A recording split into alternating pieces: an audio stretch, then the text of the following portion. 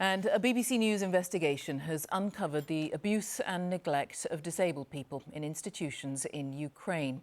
More than 100,000 children and young people live in facilities across the country. Most of them do have families, but poor community services mean the youngsters end up in a system that can't meet their needs. The country may be at war, but this is a problem that predates Russia's invasion.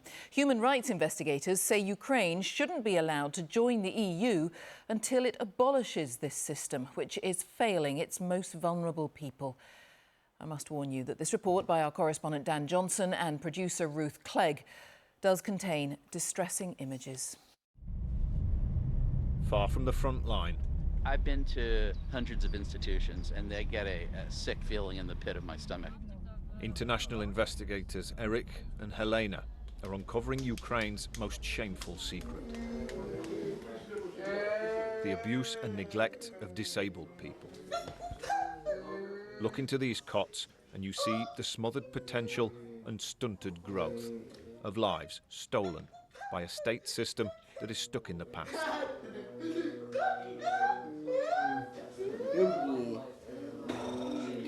These are not children. They're young men in their 20s or 30s. What you have here is failure to thrive, because this is this person's life. Inside this crib, this is all of the stimulation he has. This person is dying a slow death in this bed. Here's an evacuee from the fighting in the east, but his suffering long predates the invasion.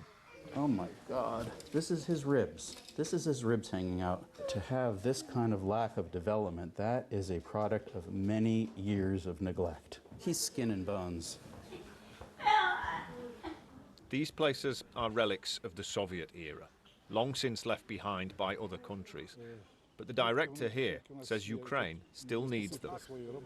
This is the situation as it is. I'm sure that for these children, instead of being in dysfunctional families where they could be uncared for, without food, here we have all the essentials. We don't need material support, but we definitely need advice from doctors or other organizations, because I understand nothing is ideal. An hour away. Another institution with its own sights and sounds.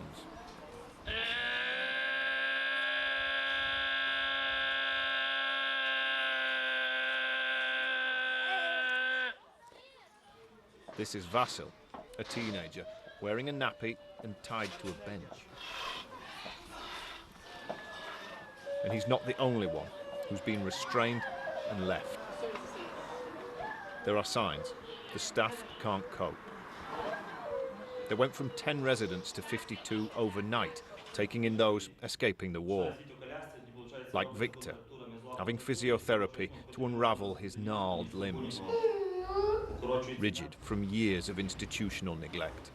It's another painful illustration of a system that can seem rough and uncaring.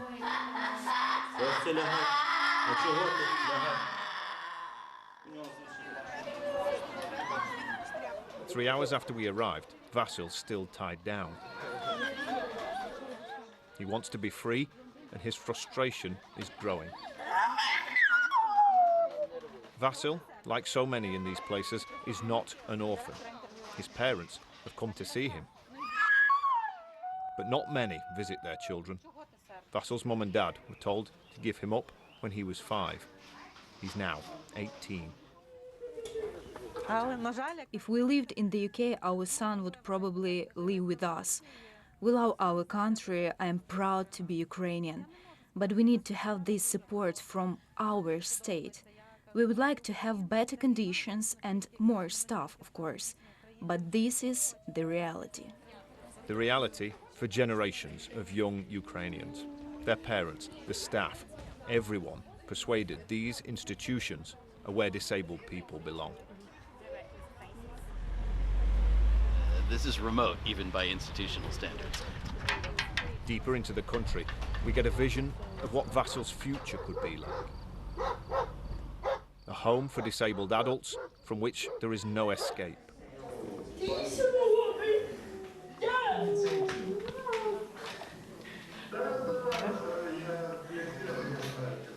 they'll spend the rest of their lives here. Like Antonina, who's 26, tied down by staff in a system devoid of humanity. The nurse says there's nothing she can do to help Antonina. She says, unfortunately, nature has decided their fate. And it's this system that looks Natasha in the eye and says this is all you're worth. The doctor says they have a bath once a week, but there aren't enough staff to take everyone outside. And down the corridor, we find Lesha, who does something you would not believe. So whenever he's unattended or his hands are not restrained, he takes his eyes literally out. She says that this is a big problem for her. She has to either carry him around after her or just constantly be watching him. But she's watching 2 rooms.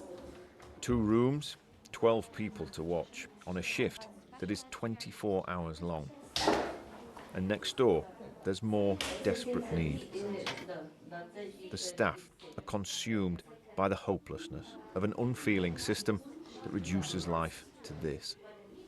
We've seen children in distress, some of them clawing their own eyes. Це, мабуть, другого корпусу Льоша. He does it all the time, and it's not the first time he has shocked people. Do you think they're actually feeling pain? Yes. And you're not doing anything to help? Ми намагаємося. We try to help them. It doesn't mean that we are doing nothing, but our abilities are very limited. We are not able to change either the situation or a patient. They are as they are. And there it is, the stubborn shadow of a Soviet system, still darkening these places, and the mindset that sustains them, 30 years after Ukraine's independence. A mindset that could damage its hopes of joining the European Union. It's intolerable. If Ukraine wants to be part of the Western world, a law-abiding democracy, it can't write off children with disabilities. So for how much longer will Ukraine tell Victor and Ivan and so many more, this is all they deserve in life? And Dan is with me. Very, very distressing, Dan. We should stress, though, this is you're shining a light on something here that absolutely was going on well before the war began. Absolutely, yes. This is a hangover from the days when Ukraine was in the Soviet Union. It's been an independent country for 30 years now, and yet these children never seem to have been a priority. There were attempts a few years ago to start reforming this system, but the disabled young people have now been excluded from that, and those efforts have faltered now because of the war. No doubt the country is under pressure. It faces all kinds of challenges, and the solutions here, according to the campaigners who are highlighting this anyway, should be for those children to be supported, either to stay living with their families or to get the sort of support that they would need to live independently in the community. That's the sort of life they may have, say, in this country.